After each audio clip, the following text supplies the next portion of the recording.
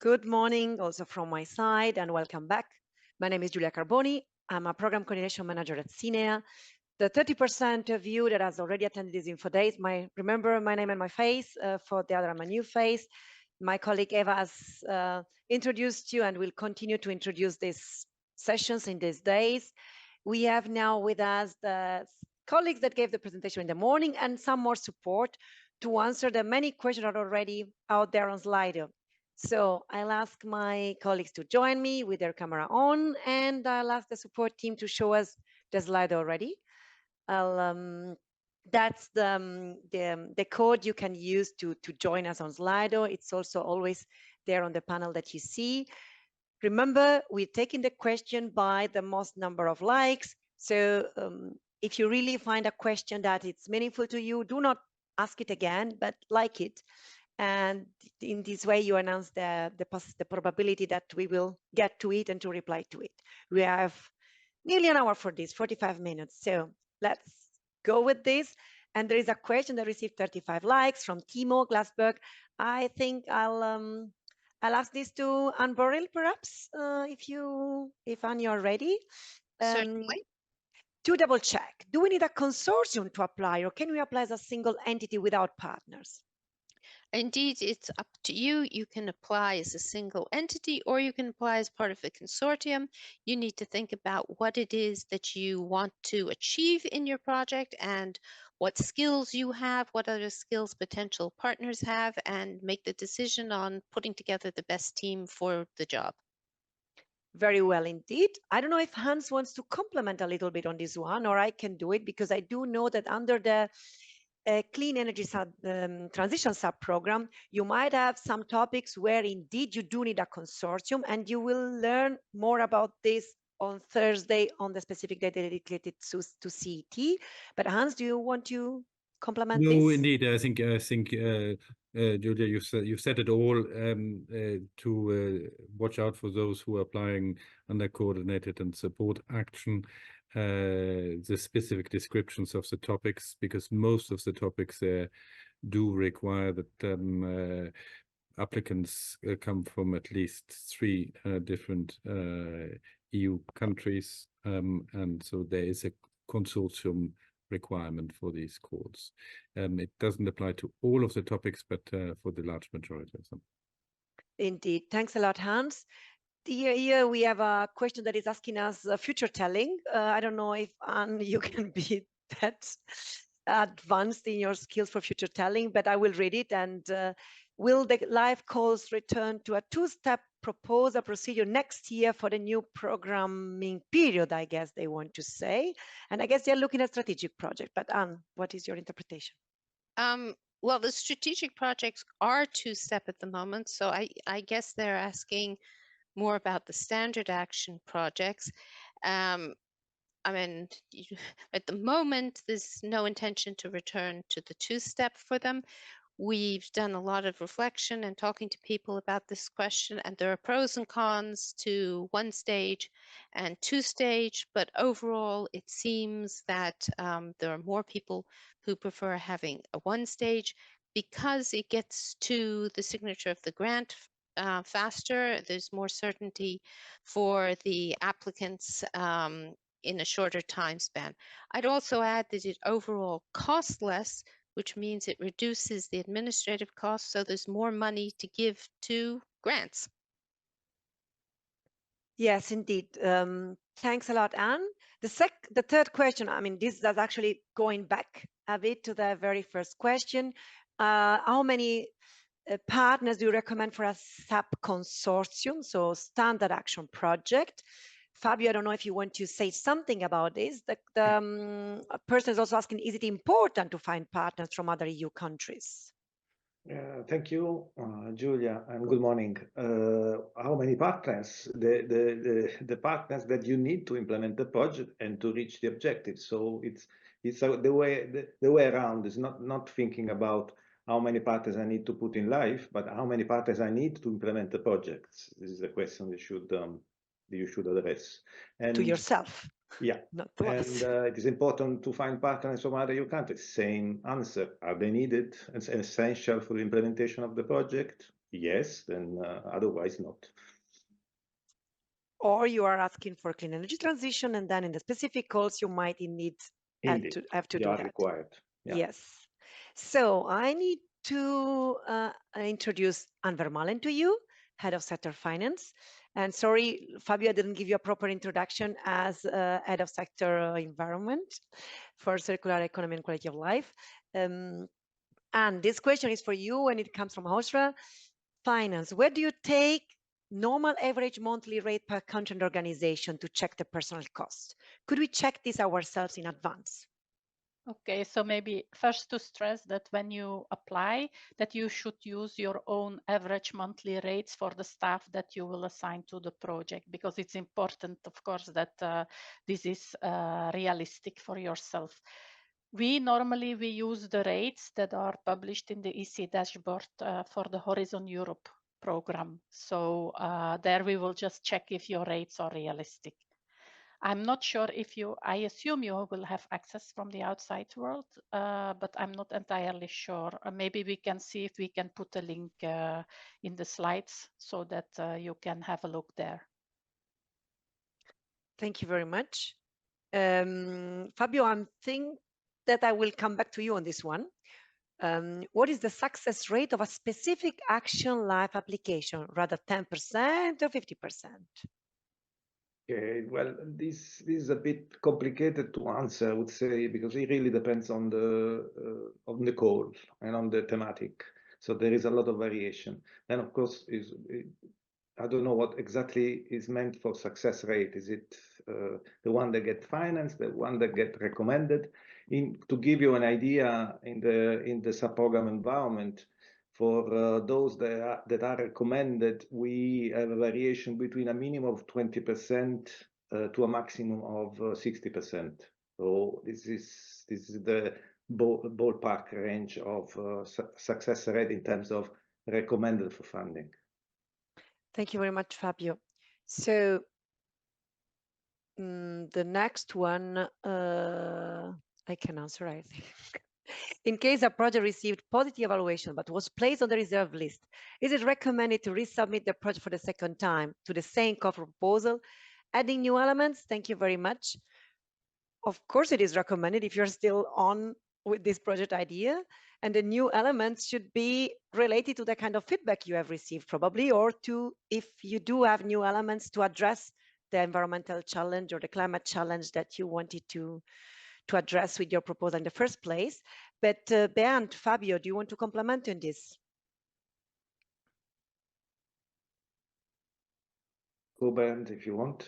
I already spoke. Well, I mean, it's difficult to say. I mean, of course, if you receive an evaluation summary report, it gives you some hints whether the idea is good and you failed maybe in some aspects which can be easily fixed.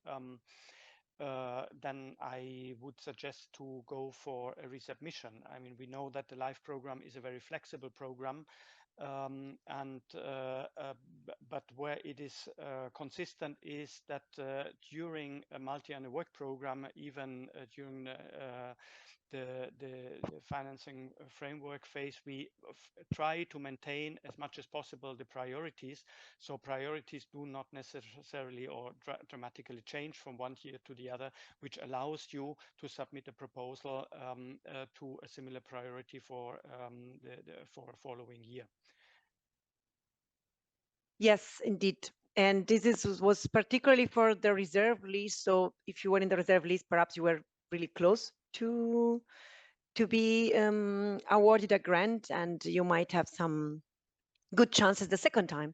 And you want to add something on this, particularly on the nature side that this happens, that we have long reserve that's lists. what I was going to say. I mean, I think as Fabio said, it depends very much on the sub-program and the call, but we have particularly long reserve lists for nature and biodiversity standard action projects. We get many more very high quality applications than we have budget for.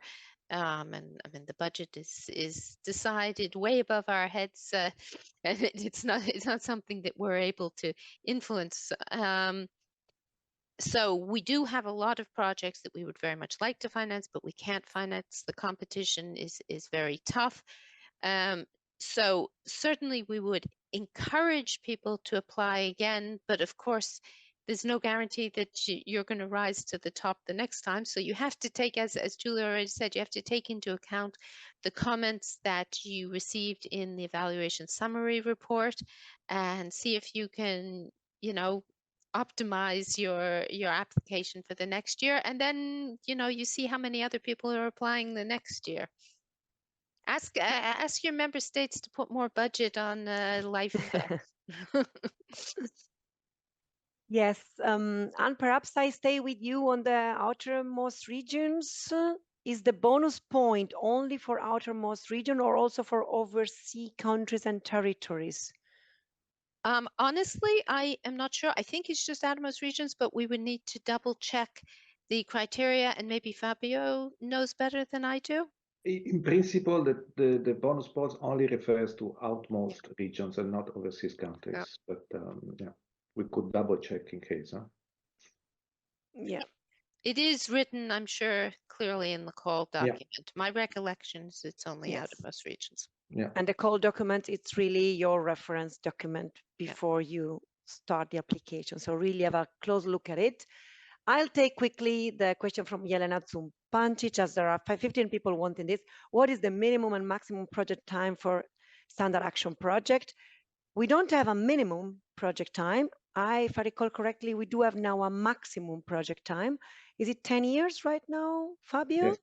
It's a 10 years project time, but really beyond the limits that we are setting for you, you have to assess your time depending on the project, on the problem and the challenge you are addressing and how you are.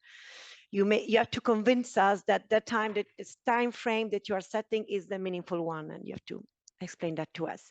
But yes, don't go beyond the 10 years.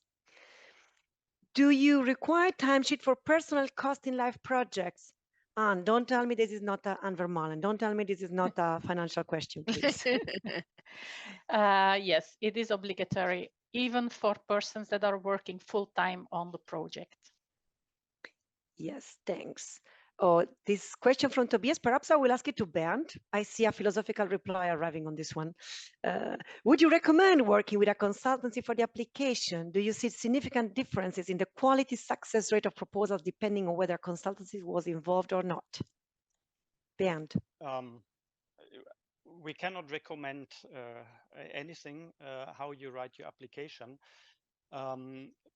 I mean, in my example, I mentioned consultancy. I mean, it can help, particularly if you are new to the program, if you are, for example, a small local authority who does not have the capacity of having an EU office within the local authority. So for this kind of situation, it may make sense to ask a consultancy or to work together with a consultancy. In any case, it should always be your project, and you I mean, as the applicant or the main applying entity should really have the ownership and only be supported by a consultancy. In terms of differences, we cannot say because we do not know whether a proposal was written by a consultancy or not. I mean, sometimes we guess. But it's usually not seen in a proposal, so we cannot really provide an answer to that. For a project, just to add on a little bit, I mean, you could engage a consultancy to continue supporting your project for, let's say, reporting or financial management. But again, the responsibility is with the main beneficiary or with the beneficiaries, with the coordinator, and not with a subcontracted entity. Thanks very much, Bernd. This was indeed a complete reply. So next one, they are mentioning all the topics under the sub-program Circular Economy and Quality of Life. So perhaps, Fabio, I'll give it to you. But it's a quick yes, actually. Is it eligible for one organization to participate in 2 or more project proposals in the same call? Yes, as long as it makes sense. Formally, yes, you're eligible. Of course, if you are going to be recommended for funding and having to run the projects, you need to ensure that you have the capacity to run all of them. Indeed. So should there be one or more deliverable for each activity? In other EU funding programs, they emphasize fewer deliverables is better and most can be sensitive internal. What kind of deliverables and how many are best for life? I don't think you have a unique reply on this. Does anyone feels the... Anne, your mic is open. You want to speak on this? Okay, I'll learn to close my mic. Well, I think the answer to this is kind of similar to some of the other answers you've heard. You need to have the number of deliverables that's appropriate to your project. So, I mean, if your project involves writing a lot of documents that you're presenting plans, you're presenting reports, then you should have deliverables for those. I would say that you want to make sure that each of the deliverables has a meaning and don't subdivide deliverables without a specific meaning to doing it, because obviously each one is an administrative procedure to upload. But think about what your project's doing. Think about what it is that you want to be delivering, how you're going to show that you've actually done the work for whatever it is you're proposing. Yes. And another future telling question. Will there be important changes for standard action project in 2025 if our project is rejected during the first submission? I can take that if you'd like. Thanks. I mean, yeah, right now we're operating under a multi-annual work program for 2021 to 2024. I'm afraid I can't tell you what it's going to look like in the multi-annual work program for 2025 to 2027. So it's possible there could be changes.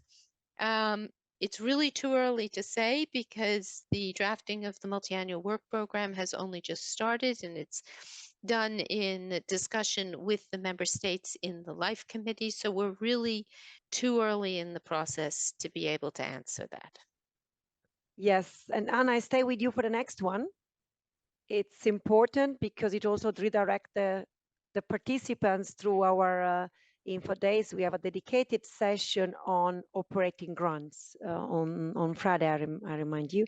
NGO, you mentioned different possibilities for this type of organization. Could you mention which ones? Is it possible to participate in a grant if the organization is actually participating in a live project?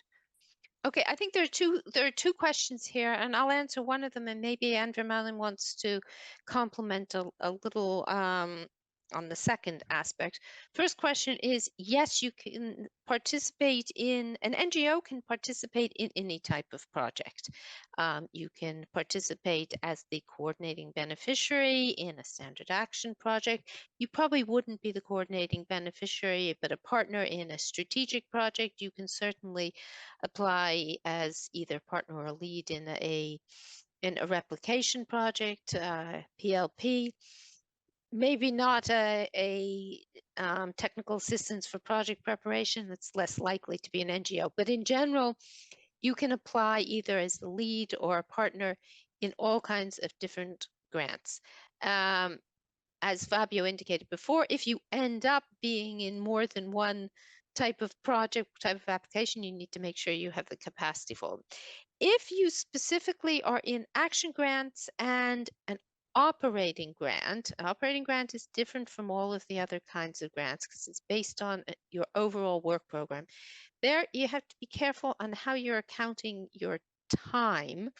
And I think Andrew Malin's better placed than I am to maybe comment on that.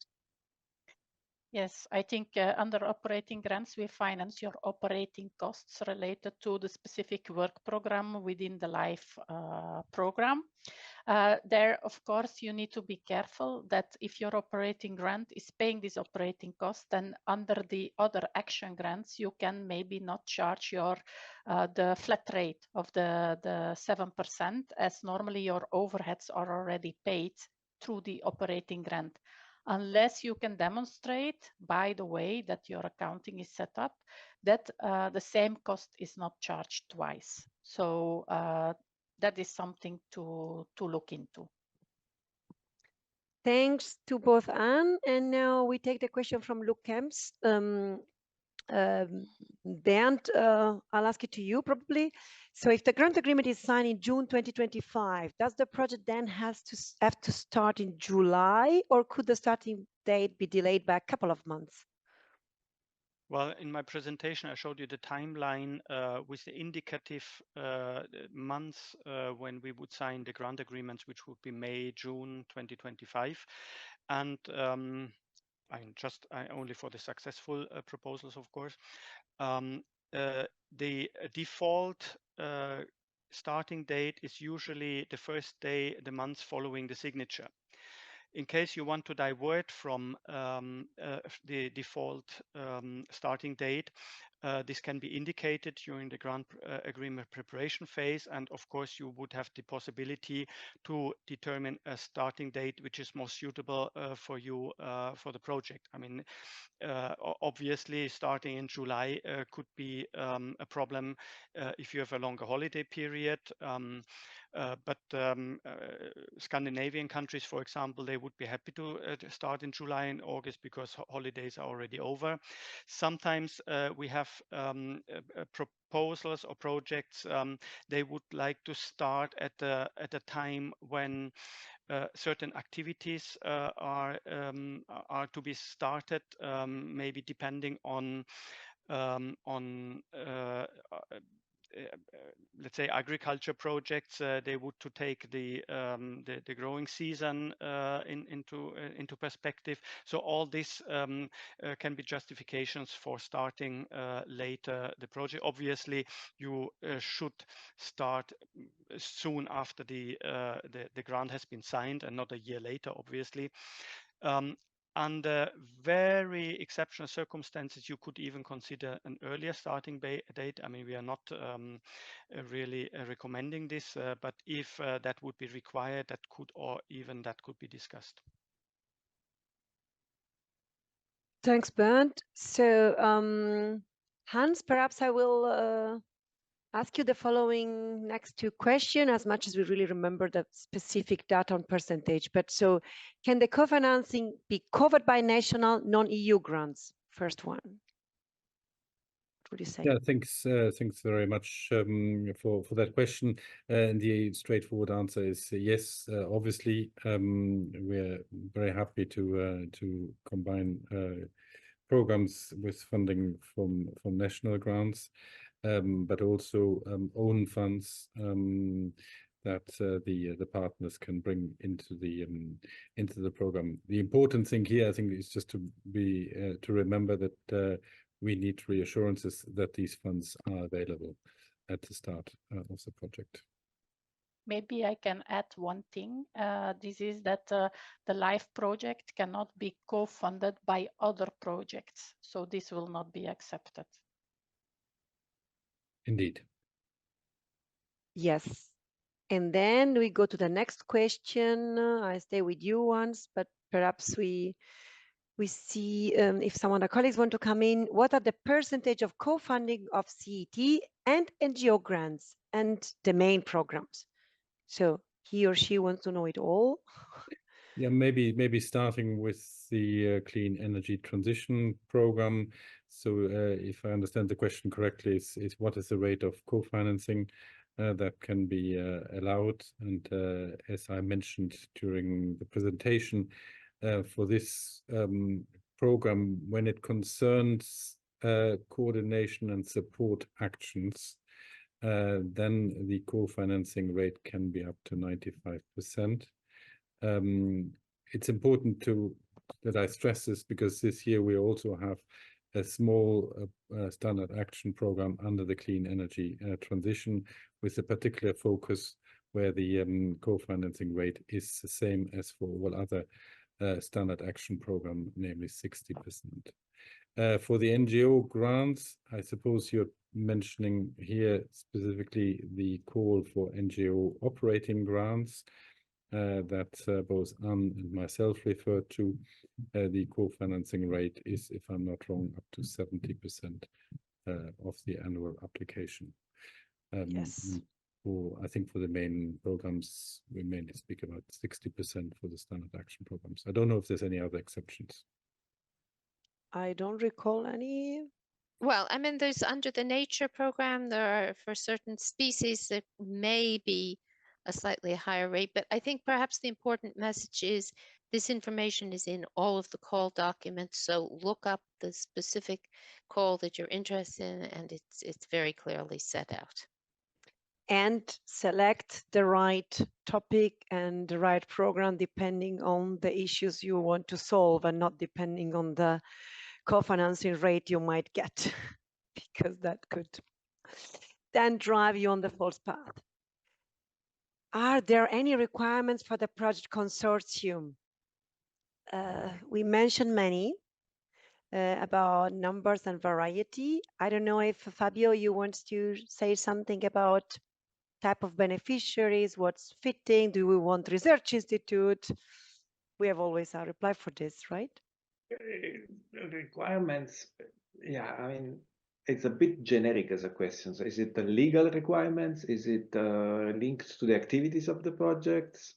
To be honest, I'm not sure how to address this, but I mean, Bernd going back. is Bernd, yeah, go please. Just one recommendation: write a very good consortium agreement, which covers you from any eventualities which might occur in your project. And you mean by that, Bernd, an agreement between the partners that we don't implement it all, but that you use between yourselves to make sure that everyone is on the same song sheet? Yes, and of course you are involved in a project consortium, those that are meaningful to achieve your objectives, as long as that's possible. All right, next question. Nice to see John Hannon. Hi, John. I think you're still the NCP there. So where can I find a country-specific correction coefficients for unit cost? And I can answer and I that. asked, yes, they seem very difficult to find. Yes, well, you need to go into portal. You need to go on the Horizon Europe work programs, and more in particular to the one for Marie Curie actions. And then if you go in that work program, you will find the rates towards the end. So maybe we can also see if we can put it in the presentation. The link is there. The link is in the presentation. Okay. Yes. So, voilà. And you will get all the presentations and the recording of these sessions on the live website as well as on the event portal. So next one, I don't know who would like to take it. It's Bernd raising his finger. So does the live program only support actions, or can it support a strategic plan for the city and then the action that will follow from this plan? Bernd. I mean, we have quite a number of projects, running projects, where LIFE supports the development of local plans, local strategic plans, but then also implements actions. You have to find the right balance. When you read the priorities for climate action in particular for climate change adaptation, you will see that there is a certain support for the development of assessments and for plans. So of course you can submit a proposal under this, but we for the standard action project, we would like to see real implementation. And if the implementation only follows after the plan and remains very vague, the proposal will have to compete with those ones which include demonstration actions to show that certain activities really are being implemented. New will be the sustainable urban mobility plans, which are particularly referenced under climate change mitigation now under the transport and mobility sector.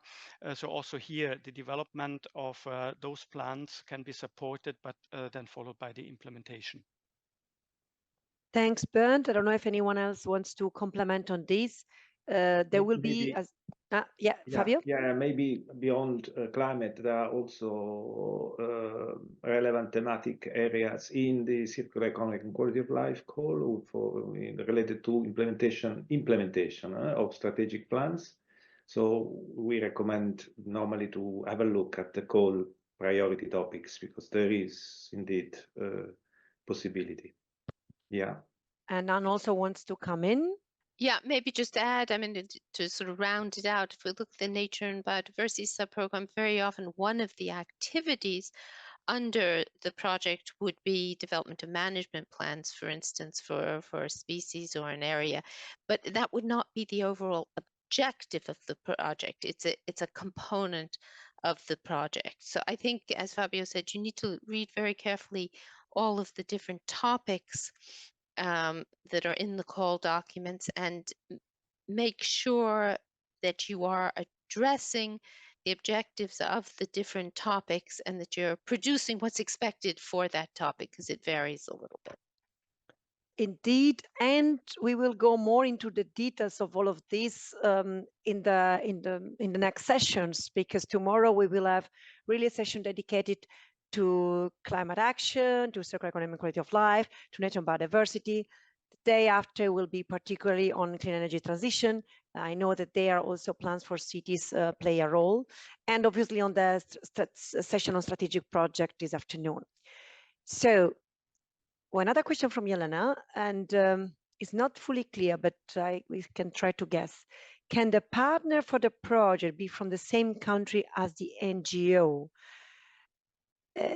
If she's talking about two different partners in the projects, one could be an NGO, one could be not a non-governmental organization.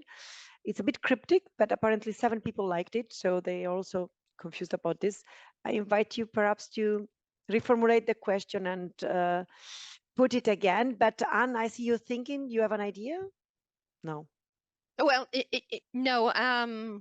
I was actually thinking about something else that I'll come back to. But yeah, I mean, we do not have in most of the calls any nationality requirements for where the entities come from. You have heard that under CET there are certain requirements for some topics, and for the NGO operating grants, the NGO itself must be active and constituted in some way in at least 3 countries. But apart from that, it's not like under the Horizon program where you must for everything have, at least under lots of calls, you must have a distribution of countries. That we don't have. I was just my look on my face was because I was thinking more on the previous question on the plans. I think it's maybe just important to add that in the strategic projects, no, you cannot write the plan in the strategic project. A strategic project, the plan must already exist. In the strategic project, you're aiming for its implementation. So I don't know if that was part of the question, but I thought maybe that was important to add. Yeah. Thank you. Question on cost, which is a mix of financial and technical content cost, actually, perhaps. So can you claim travel costs for people that are not project staff? For example, participants, speakers to an event? Anne, well, do you want to come yes, of course, as long as these costs are in line with the normal eligibility criteria. So then whether it's project staff or non-project staff, this cost should be claimed under the travel cost category in the purchase cost. Thanks. So the next one, please explain more the difference between beneficiaries and affiliated entities. Bernd, this is a very, very big question. Yes, but I would say that best is to check the differences and what can be claimed as costs or how costs need to be reported.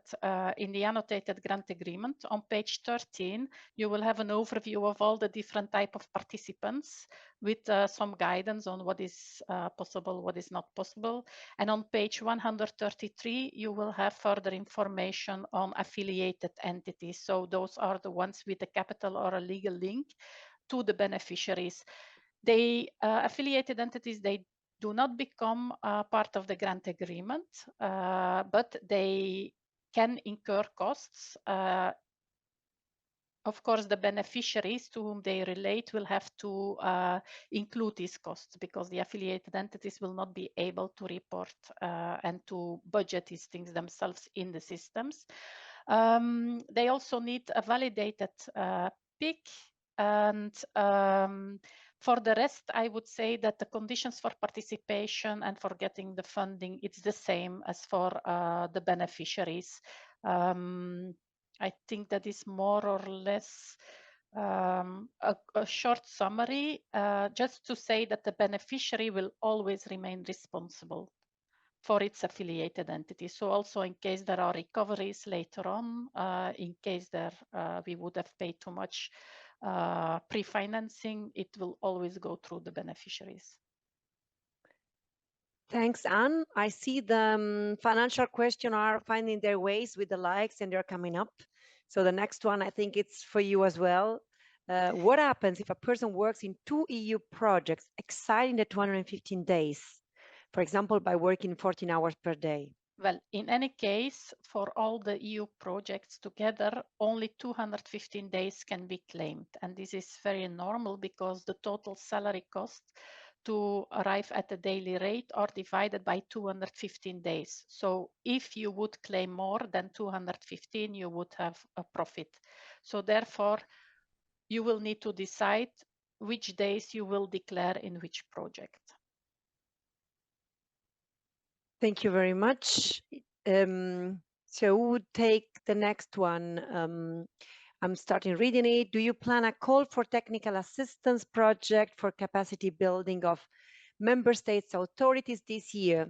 Hans, sorry, my H and my A, yes. Will you go first? No, it's for you, Hans. For the capacity building straight. Yes, the answer is that this is planned, and it's for capacity building of member states authorities, specifically to support the life program overall, and to help the national contact points to reach out to stakeholders in their member states and build capacity overall. So yes, that is planned, but the timelines are not yet issued. Not yet set, but for that we will. It will also be published on the live website, so you will find it when it will be out. Okay, I don't know if this is for Fabio perhaps, but so is it eligible to purchase equipment that will be positioned only at one partner? The short answer is yes. I mean, it's a bit too generic, so I don't know what the meaning if there is any meaning behind, but normally yes, there is nothing wrong. Why we would need it to put it elsewhere? Yeah. Question on the questionnaire. I don't know if any one of us has the answer right now, but let's read it. How come you extended the maximum length of the B part of the application to 120 pages? The recent trend was to make them shorter, even 40 pages. Here we are talking with an expert of applications forms, apparently.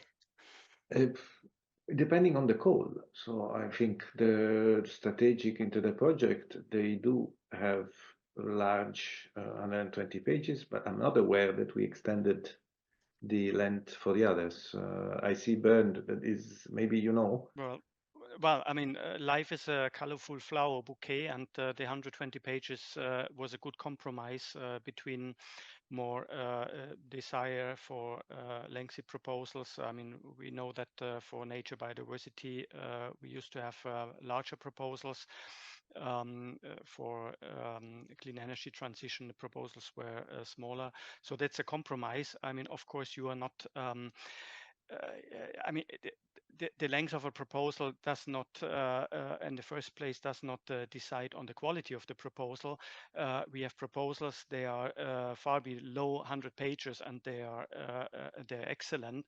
And we have proposals, they try to squeeze every single space in the proposal. And I think there was also a question on whether the spacing of the lines should be taken into consideration. I mean, imagine an evaluator who reads the proposal, if they consider it painful to read it because it's very difficult to read, and cannot find the objectives and the activities whatsoever, then the proposal is probably not passing. So, I mean, the number of pages is an indication. You can utilize it, but it's not a requirement. Thanks, Bernd. We're receiving messages on Slido that they don't hear you very well. So for the technical support team, if you can do something for Bernd Micro, please do. And perhaps when you talk, you can also push it to you better. And anyway, in the recordings, people will have the possibility to put the volume up. So perhaps that will also help. Salaries, I will give it to Anne Vermalen from Corinna Franzinelli. In Annex 1, how do you reflect two people working for the same organization, but with different salaries? An average of their salaries in the same line? What would you do?